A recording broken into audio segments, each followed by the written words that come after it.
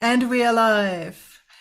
Welcome to another episode of the weekly FreudenFreude podcast, where we bring you content to help you grow as a person and as a leader.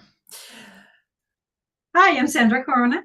And I am Claudia, and we And we are are coaches. coaches. There we Oh, go. There we go. We are almost. coaches. Yes. And go ahead. Yes. So I'm a coach for leaders for the neurodiverse community and for young professionals. And I work with entrepreneurs, corporate leaders, as well as their teams in tech and beyond. So today's topic is how to BAM your life and the benefits of doing so. Credit needs to be given to a friend of mine for BAMing, for coining the word BAM, which stands for bare ass minimum. It's my very dear friend Teresa, who lives in Houston, Texas. We met back in Massachusetts, where I met her because her husband was one of my work colleagues. So we just hit it off and went quite a number of, quite a long time on our journey together as friends. And so, bare as minimum, when she coined the term, she was raising her son and, working full time. It was a difficult time. And she, at that moment, decided, to the extent possible, to BAM her life. And for her, it was, because it is, and we're going to touch on that in today's episode, really on the physical side, but also on the mental side.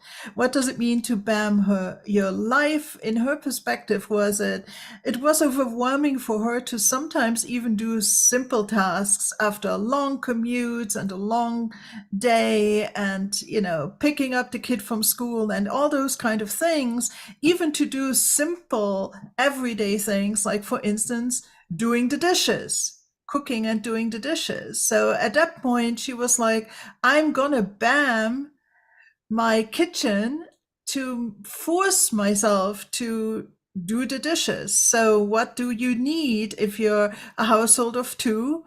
You have two spoons, two forks, two knives, two plates, two glasses. So you're forced to do the dishes. Otherwise, what would you do? You would like eat off the floor or whatever. So Yeah. it started with that, but very, and she didn't BAM her whole life, but some essentials, some, gating items in her life that were just becoming too complicated because of the plentifulness of things. It very quickly also moved into the mental. What is the bare ass minimum I have to do or think about to be functioning, to, just make progress, to live a good life, to be present, and so on. So, really focusing on the bare ass minimum. And knowing what it is, I think, is a very important thing of this. What is that concept to you, Sandra? Okay, so for me, when you mentioned it last time, I thought I loved it first of all. And the concept for me was, it right now it applies in many areas in my life. I even feel dizzy just thinking about the things I'm going through. And it makes me think about, like you say, responsibilities that you still have to do. I still have to take my coaching classes. I still have to do, the lives, the first one, no, not the first one of the year, but we're here, right? We still have to do lives. I still have to take care of the dog. I still have to do care for the moving. So there's a lot of things in my life that right now it applied. And I loved it because I thought, not only is it a catchy phrase that I can use when I have to do something, And think right? about it. Yeah, it's exactly, it's like bare ass and bam, bam, you finish something, you're like, bam. So I thought it was cute and it's motivating. today I was picking up the garden, for Dougie's stuff. And I finished it and I was like, damn,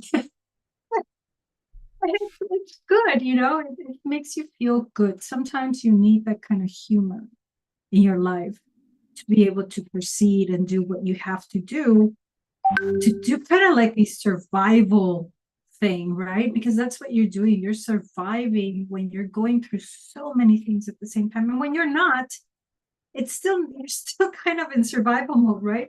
Because you have work, you have home life, you have car, you have to be there on time, you have friends, you have, hey, why not party, right? You have to enjoy, you have a life, and so many things.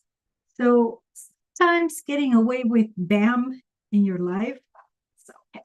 I think Yeah, it's yeah.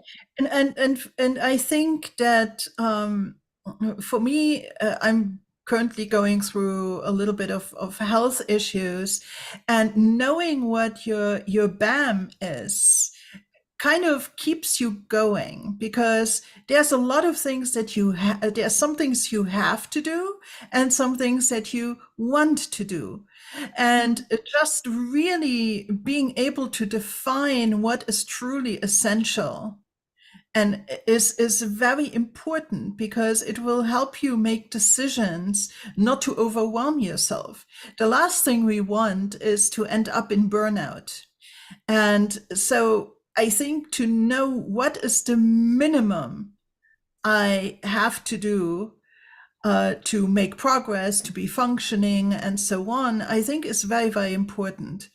And yes, the humor of it is great. And, some days you will not be able to do it all. But if you already do the bare as minimum, or at least make progress on it, or give it thought, or make fruitful decisions about what needs to be done, or what you focus on today, and what you will focus on tomorrow. This whole step of priorization, okay, whatever, is BAM, right? It's very, very, very important. And this is not a new concept. As I was thinking about it today, I was reminded of reading the book entitled "The One Thing" by Gary Keller and Jay Papazian. And it's all about that. They wrote a whole book about it, about this knowing what is truly essential, this one thing, and focusing on that and giving it the highest priority as you manage your energy, as you manage your time, is I think really important. And I think that bamming your physical life around that is the first step. It's more of a how-to, because even when we do minimization in our physical world, what is it really that I need to complete this project? What is it really that I need to what's the minimum effort required to prepare dinner tonight? What's the minimum thing that I have to do to move forward? It takes so much of the pressure off, Yeah. right? And it keeps you some of the focus that you required to maybe do the deeper work. And we all know that the deep work is exhausting and requires a lot of resource. And so the more you can not spend on kind of furtive and non-essential stuff, the more you have it. And I have to figure out how to turn off these notifications. I apologize about it. Take it from here for a second while I do that. Yeah, so this is what I was thinking about. In order for BAM to feel successful to a certain point, I feel you will have to, in fact, this is my feeling, my opinion, that you do have to have the counterpart, right? Where you do what you have to do, like a very important project that makes you feel good, that you've accomplished things. And I'm going to give you an example so that it makes sense. So remember, we were talking about the things, the time that I have right now with my husband at home, that to use the time that we have to clean out closets or whatever it is that we have. And I really took it apart. And I told my husband, let's clean out the bookshelf, let's clean out the pantry. And we did that. Okay. And it felt so good. I mean, we were basically like going now into the linen closet, but that's where I told him, I said, no, stop. Okay. Like I only want to do one or two big things so that I can dedicate it to the small things now. Right. And so like 2 days passed by. And we found ourselves, unfortunately, with the news that my father-in-law passed away, rest in peace. And it's been hard to get things accomplished. So when I tell you that I cleaned out the doggy stuff this morning, that was my B.A.M. That was the thing that I had that I was thinking about doing for the longest time. And then I thought, in order for me to feel that I've accomplished something today, what is the bare ass minimum that is not so much, yet it is still important? And that's what I did. And I felt good about myself. The rest of the day, I took a shower. I'm still doing some washing, but it kind of helps you get into the flow of things like B.A.M, that little thing. It's like it starts like this train wreck, right? One thing after the other, this domino effect. More sense, but it's a domino effect. So Right, that's how the example that I wanted to give. because success is sequential, right? It's one thing after another, and knowing what that next thing is, that one thing, and accomplishing that gives you such a deep sense of satisfaction, because granted, you have not accomplished everything, but you have accomplished the next thing, and you have accomplished something, the bare as minimum that you can count towards success today. Mm-hmm. And that can maybe help some folks that are overwhelmed on a daily basis by this endless to-do list. Not all things are equally important, and I think BAMing is knowing about what are the one or two or however many things that are the ones truly essential for today. It's a matter of focus. It's a matter of focus. And just a thing that popped into my mind as what you were talking about, the linen closet.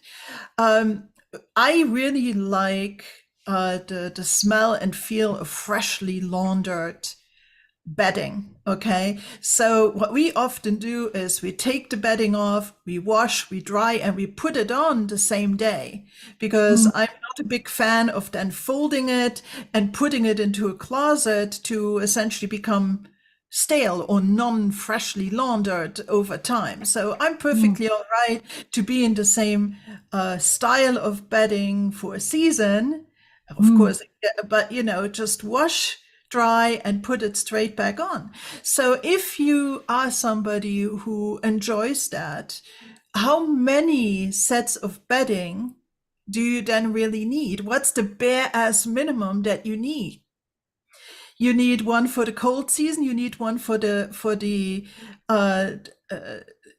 hot season, one for the cold season, and maybe a spare, or one spare for each season. Let's say that could be for some people the B.A.M. Some people might be okay with one set of bedding and one spare, because accidents do happen, and that's it for their linen closet. Right? Because we do not live like our grandparents lived, where you did the big linen wash like every spring, right? And you had to have bedding for the entire year in this gigantic armor, which my grandmother did, right? And so I think that there you can, as you contemplate things like organizing your home, or God forbid moving, which I hope I never need to do again. It's something you can contemplate, because how much truly does it simplify your management of bedding moving forward? the organizing it, the storing it, the thinking what is going to go onto my bed, right? And this is just an example. There might be people that need to change their bedding style much more often because they like the variety of different colors, different textures, and things like that. And that's perfectly good. I'm not judging anybody's preferences here. I'm just giving an example of, how simple it can truly be. And then keeping that simplicity in mind, then maybe or hopefully helps you to donate, all that excess bedding that's floating around your house. Mm-hmm. Mm-hmm. Yep. Yep. And right. No, I wanted to say, thinking about a move, right? You're thinking if there was anything that you can give as an expressing a best advice, I agree with you, first of all. Let me take one step back. I agree with you that the best thing that you can do is to have only two pieces, two Sets. beddings. Yeah, two sets of bedding. And for each season, okay, two. And then you have the nice ones, right? The nice expensive ones that really, why would you use them?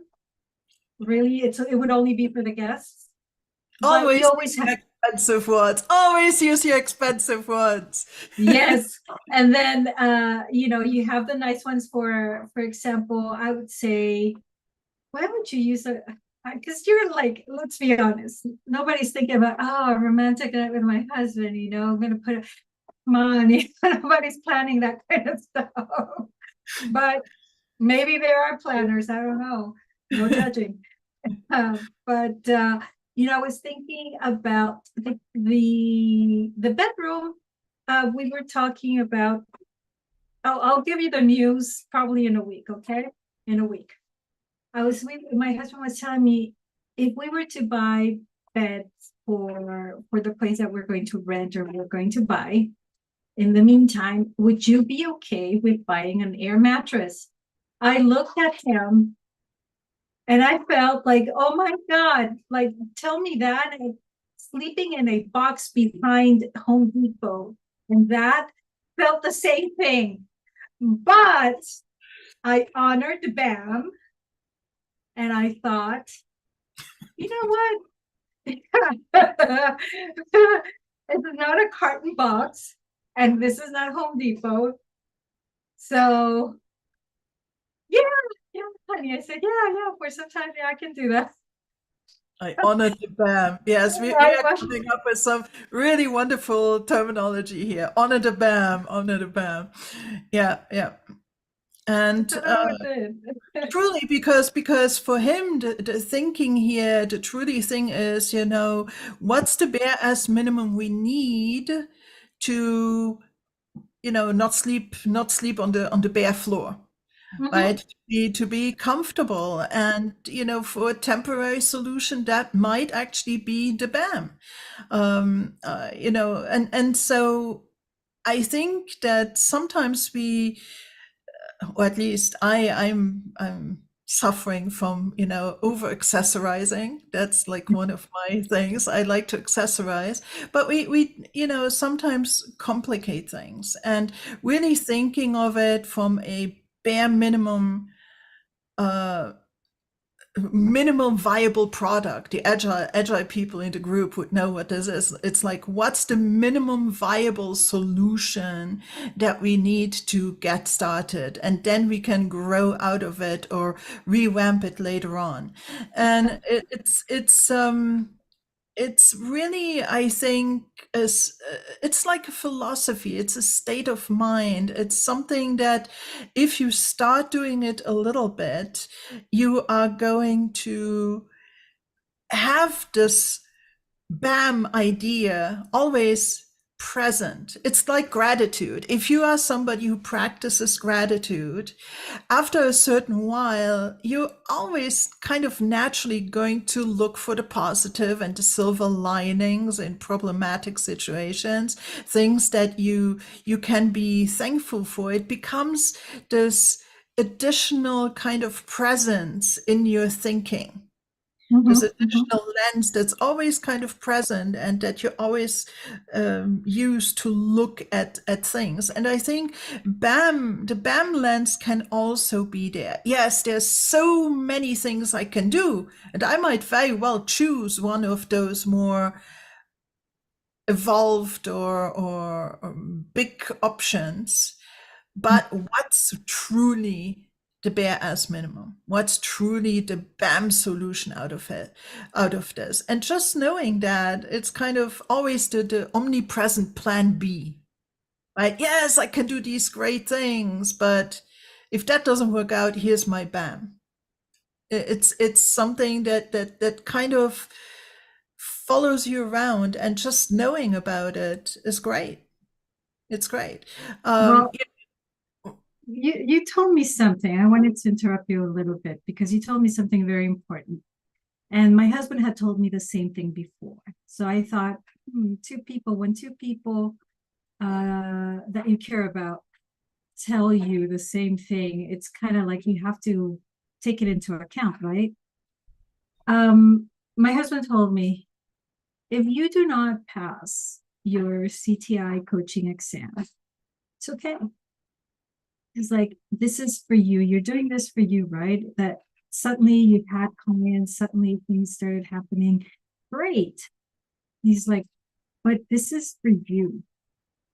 And as long as you feel good about what you've accomplished, that's what matters. So don't feel bad if you do not pass the test. Okay, I said that makes me feel a little bit better, but it still kind of feels like you want to make sure that that is a thing, where you can actually say, oh, it's okay, after spending a year and a half studying and all that kind of stuff, if I don't pass the test, who cares? You told me this the other day when we were talking about BAM. I told you I don't want to deal with school right now. I this and that. I'm exhausted, la la la. And then you told me, then do the bare ass minimum. And that's when this happened, when the topic came to play. You told Actually, me, I think what I said is you were concerned about the exam coming up. yeah, And what I meant to say at that moment as well, of course, it's all right if you don't pass, but you can study at present the minimum for the exam, because you are somebody who always likes to do so much additional thinking and reading additional books and really integrating all the knowledge to the nth degree, which might not be required to pass the exam. The mm-hmm, exam mm-hmm. might be, learn what's in the course, follow their particular structure or flow or methodology, and so on. And that is the bare as minimum that you need to do to pass the exam. Right. That's where I was going. Yes, that And, you told me that. right. And so, of course, I'm the same way. I am currently undergoing a certification in mediation, which I'm quite passionate about. But there too, it's like, if for a particular session I show up not feeling 100%, then I show up feeling 75%, and I still try to get as much out of this training session as possible. And then I know that I can go back later and read more and study more, which I will, obviously. And so, do the bare as minimum, show up, do at least, the minimum viable effort that produces results. And there's, granted, it's always hard to go back later and to do more work later, at least in my own experience, because the next thing is always on the horizon that you have to focus on. But you don't need to get a lifetime's worth of coaching experience in this first course. It's Yeah, not possible anyway. You will need to iterate through the books and the material practice. and Yeah, the yeah. thinking and the practice, from here until you stop being a coach, which will never Mm-hmm. happen. So it is an iterative process anyway. And so I think in this case, knowing what the BAM is at this point in time, in this part of the process for this next result that you want to achieve, the next homework, the next exam, the next practice session, right? And always knowing you can always do more. That's the other part. You can always do more. You might always want to do more, but knowing what your BAM is really important. Because then there's burnout, right? So you have to embrace it sometimes. And I think a lot of people do it, they just don't embrace it. And that's a sad part, to be honest. Because a lot of people demand so much from themselves without really having to do that much. I'm going to tell you something that happened today. I feel a little bit flushed because I'm a little bit upset. I've been doing the bare minimum for since December, since we found out that my father-in-law was feeling bad. And needless to say, it did reflect in my grade today. Terrible grade. Terrible, terrible, terrible grade. And it makes me feel like, it sucks. Yet I don't feel defeated. Whereas in the past, I was doing so much, and yet I was getting not so bad grades, but it wasn't a good grade. You know what I mean? And so now I feel like, okay, I got this 4. You know what? I'm going through shit. I think I can let myself go through it right now, and then I'll get over it, and then, I'll improve my grades again. No Right, problem. because I think it's a very adult way of looking at it, because looking at a result in taking context into account is a fallacy. I think that, life happens and sometimes you can't do as much as you would like to do. Right, And, that doesn't mean that you don't care, that you don't have the best intentions, that you're not capable. right, It just didn't happen at that moment in time. right. And it's part of the whole, growth mindset Mhm. situation as well, right? To say, to or to contextualize your result. I am not a bad person or a stupid person or a person who doesn't care. That's not what you're saying. You're saying in this one particular test, given the circumstances of family and the move and things like that, it just so happens that I got a bad grade. Mhm. But I know what led to it. It does not make Mhm. me less of a person. And I think that we have to be gentle with ourselves and just Mhm. patient and knowing that life happens. Life happens. Exactly. It doesn't make Exactly. it easy. It doesn't make it easy. This is not an easy process to, because we start things because we desire better outcomes or great outcomes. That's why Mhm. we start the process altogether. But life, right? Exactly. Exactly. I think that's how many times do we not stop and think about the things that we could do, the things that we could achieve, and all that kind of stuff. I'm pretty sure a lot of us can achieve so much, so many things, right? But again, when life happens, like you just said, life, when life happens, that's when you are really going to show who you really are and what you can do and cannot achieve. And sometimes those things that happen in life are the ones that are going to take you to the next step.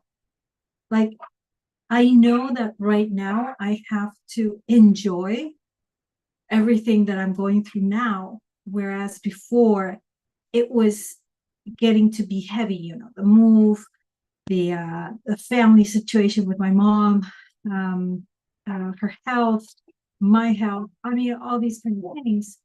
Now I have to enjoy that because now I have somebody that is needing my help, and that is my mother. So now I have to focus on her. My whole now focus is to think that she might come and live with us. right? And so when I think about what I have to do here, I'm going to put all my effort here into what I have to do. And then when I get there, I'm going to put my effort on her. But then the house is not going to be my biggest issue, my biggest concern, because there's always help, right? You can always hire somebody to help you. You can always do small steps, small things. And I just realized that. I just realized sometimes those little BAMs in the world are the ones that keep you going to the next level, because there's always something else waiting for you to be better. Not because you want it to be better, but it's waiting for you. Right, and it's the whole process, right? We can't get to the far off thing unless we go step by step through the journey, and maybe BAMing is just a way to freak out less. I actually, yes. Yes, absolutely. I think that because you're right, when we start thinking, oh my God, I have to do it, oh my God, this and that, and you start looking at the time and you just don't have time and you're trying to organize this and that, and you have to stop and think, wait a second, why am I trying to do all these kind of things? Right? What is the whole point of running around and doing everything at the same time and yet not accomplish anything? Again, here comes prioritizing, right? What is the most important one?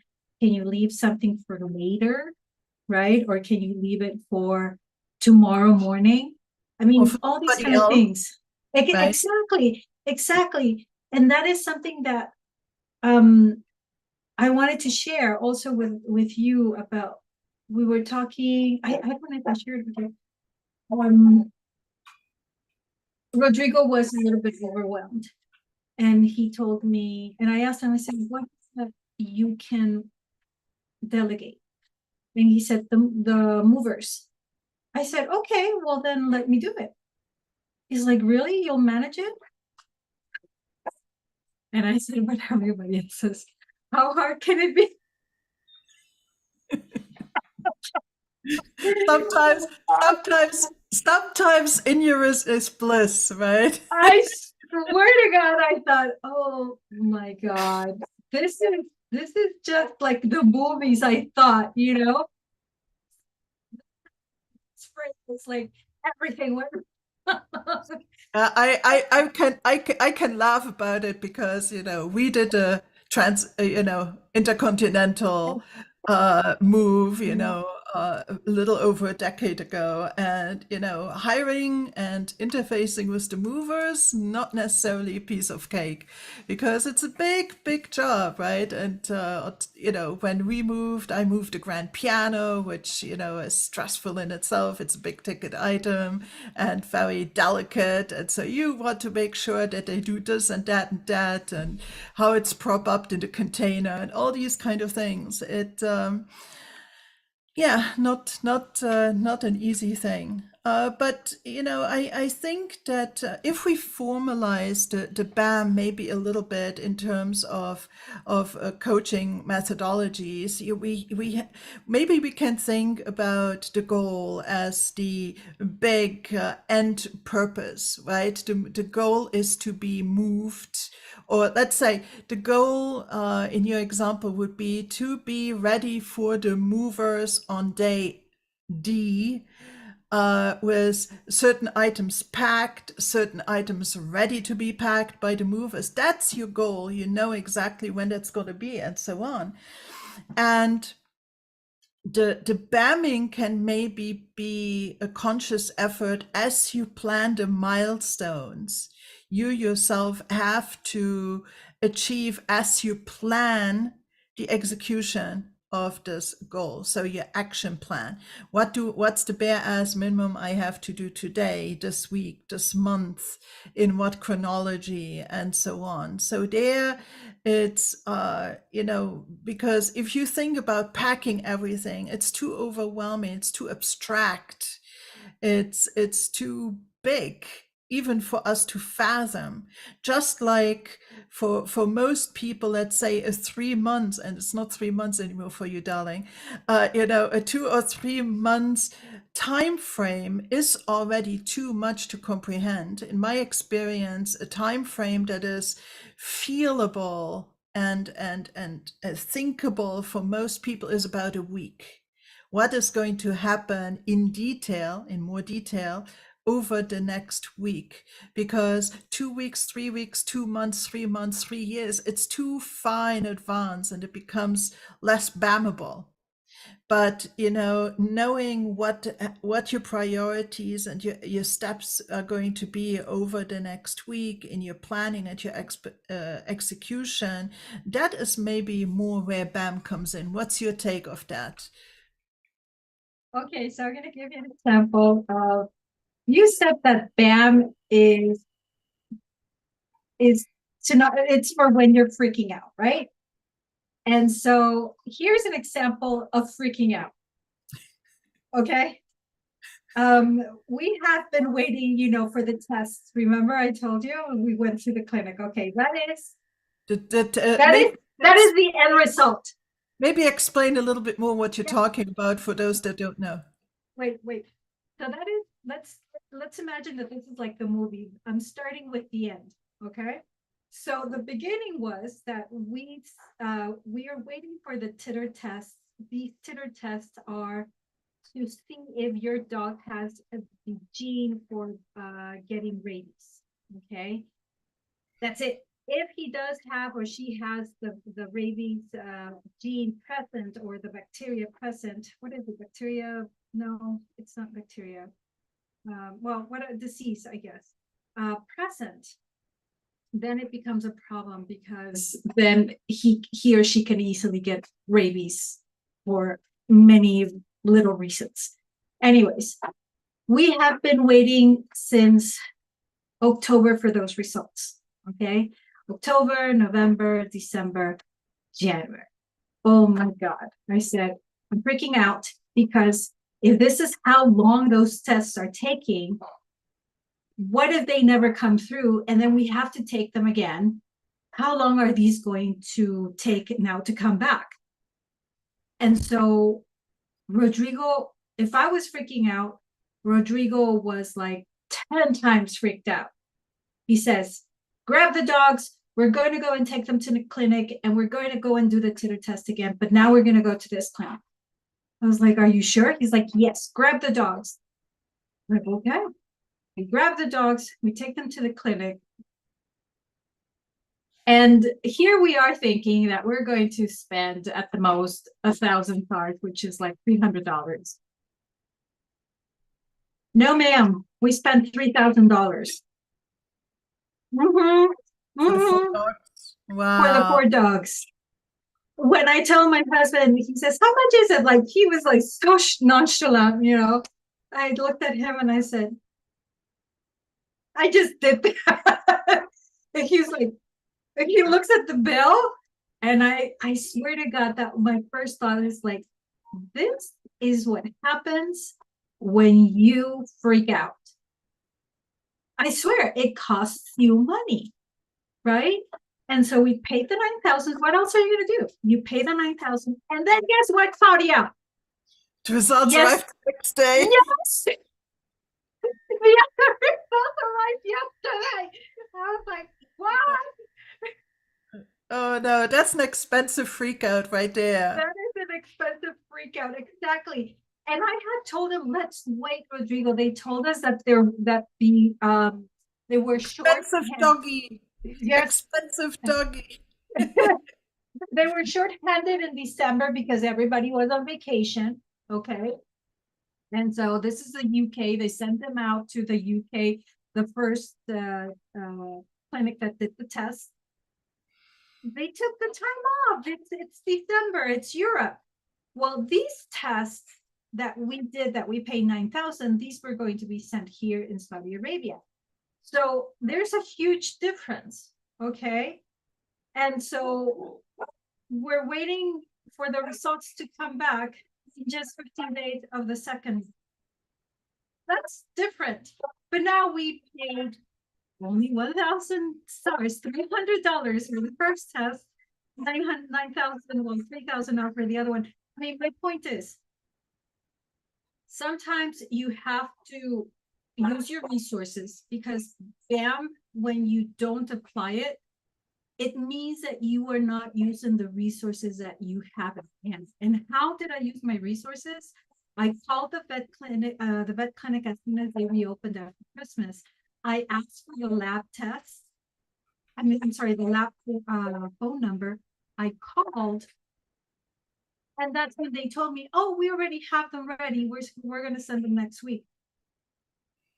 And they did. I mean, and I told my husband heard that, and yet he still decided that he wanted to go and get the test. Right. And you know, I mean, sometimes you have to throw money at your freakouts. That's the only way that you can find a peace, because maybe for him right now it was important not to have this backup solution. Granted, he didn't think it would be that much of a thing, but maybe for him, that was what he needed in order to have this internal sense of security and you know, peace of mind. And sometimes peace of mind can be very expensive. Yeah, yeah. But I appreciate your point of using what you already have, Mhm. because a lot of the more elaborate solutions to our problems, or you know, realizations of our desires, are often more, they're not B.A.M solutions. They have bells and whistles and accessories, like I said earlier, and they're much more elaborate. And I think that one of the parts of B.A.M is, you know, what can I do with less? And the less is also with less new stuff, but with more Mhm. existing stuff.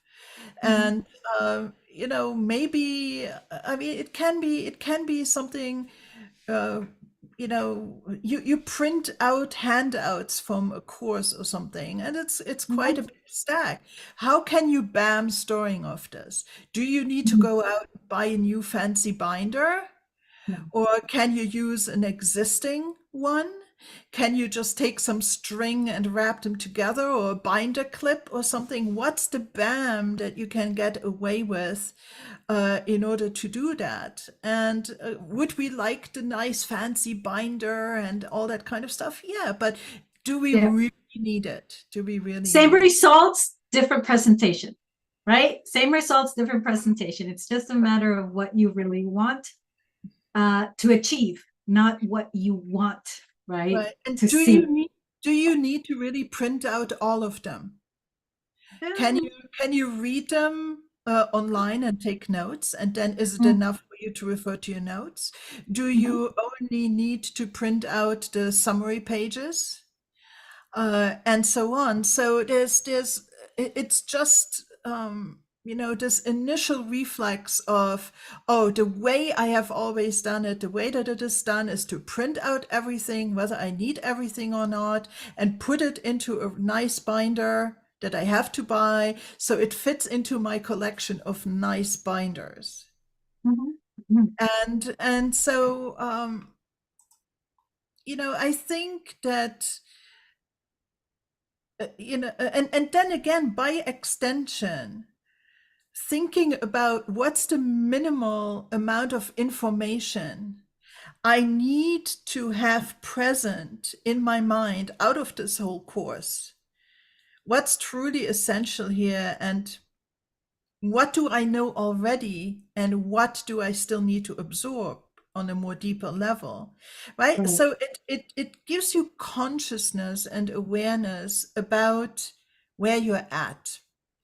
Don't you think that BAMing gives you a different set of consciousness? Because knowing what's truly essential is knowing what's already present, Mhm, and what the minimum is that needs to be present. What right. is extra effort? extra effort, Yeah. or and so on. So um, Some people can say that coaching is a little bit of BAM, right? Because what we try to do is talk less and ask the right questions. Um, and in that process, it sounds like all we're doing is just asking questions, but when we're doing is asking deep questions that are already there available for all of us to use to help people do better, right? In what they want to achieve. Or just achieve what they want, not be better, but achieve what they want. I think And yeah, a lot of coachees really are looking to for that self-awareness of what's truly important to them, their purpose, their meaning, and so on. And it's to get to this fundamental, the fundamental cannot do without, bare as minimum to fulfillment and realization, mhm, self-realization.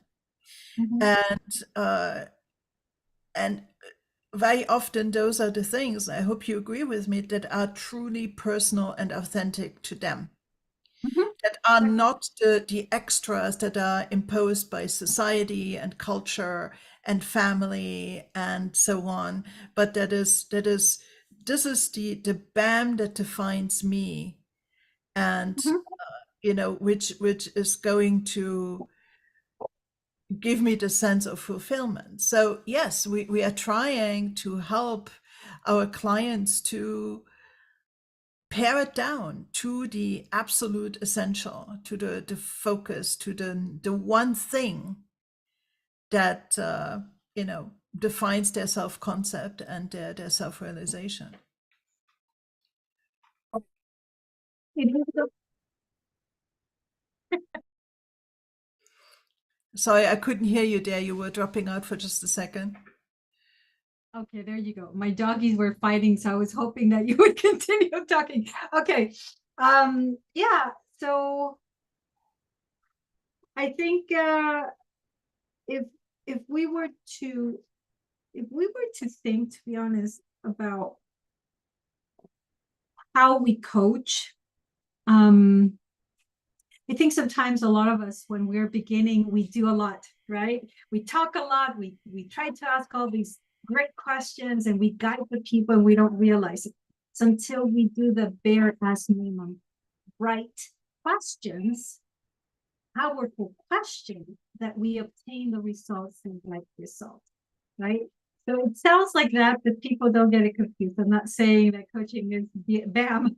I'm saying that it sounds like it could be something like that because of how coaching is, right? And what what another thing that I thought about today that is bare as minimum is, for example, I'm getting into the habit of washing my clothes every 3 days. Like whatever is there, if it's a little bit, that's fine. I'll wash it. And that keeps me in less work at the end of the week, if it makes sense. And the bare ass minimum keeps you out of problems in a certain way. It simplifies your life because you're doing the bare ass minimum in the right time. So I thought, oh, like I told you, I was washing and all that kind of stuff. And I was thinking about it. I was like, I am bending right now because Right. I'm keeping it simple. Because I think that BAM is the antidote to overwhelm. Mhm, And overwhelm can lead to burnout and all these kind of things, because if we sit in front of this big, to use an analogy, this big mountain of laundry, it just zaps your energy right then and there, rather than looking at something that is more manageable, right? mhm, And even if you happen to be in front of the big mountain, bamming might be, well, I need underwear tomorrow, so I'm going to wash the whites first, or whatever, the undergarments first, and so on. It's like, what's the one thing that we can do to get a start on this thing that appears overwhelming. And if you figured out for yourself that the schedule of washing is allowing you to step away from the sense of overwhelm, that's great. And I think that it's also, I think, a matter of setting proper habits.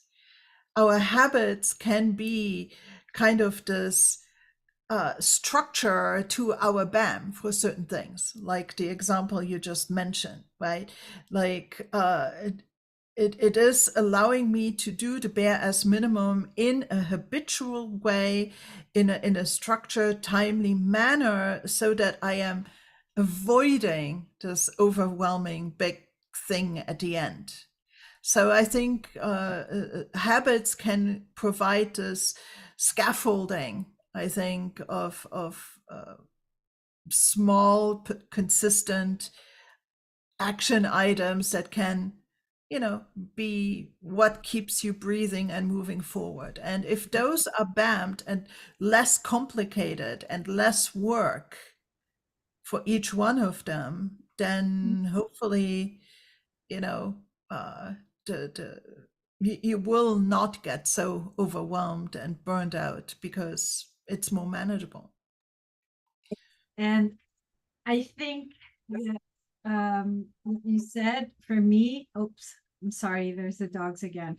I think for me, no,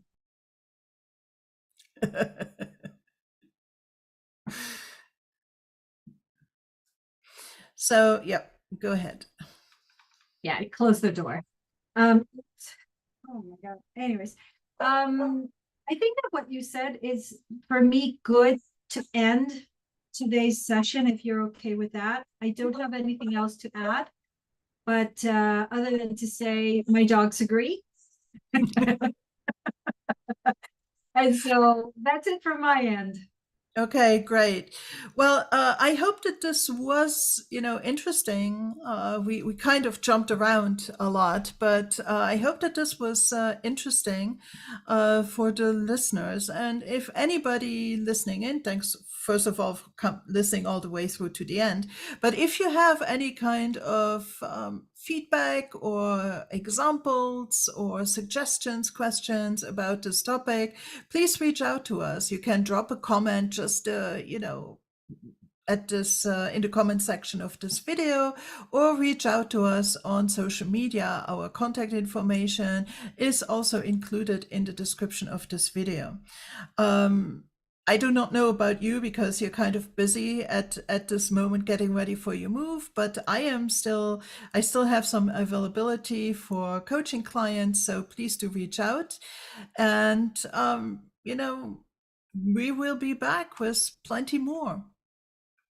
Are we good? We are good. Thank you so much. I think if I'm going to resume, I will be resuming until I reach the US in March. So I will give an announcement once I'm ready to retake new clients. Thank you, Claudia. Fantastic. And that is March 2024, because people might watch this, sometime in the future. So we are currently in January 2024. So until March, Sandra is going to be kind of busy, but we are going to try our best to be here every week for you and provide you with more content. Good job today, Sandra. This was interesting and fun. And we will see each other again next week. Take care, everybody. Bye bye.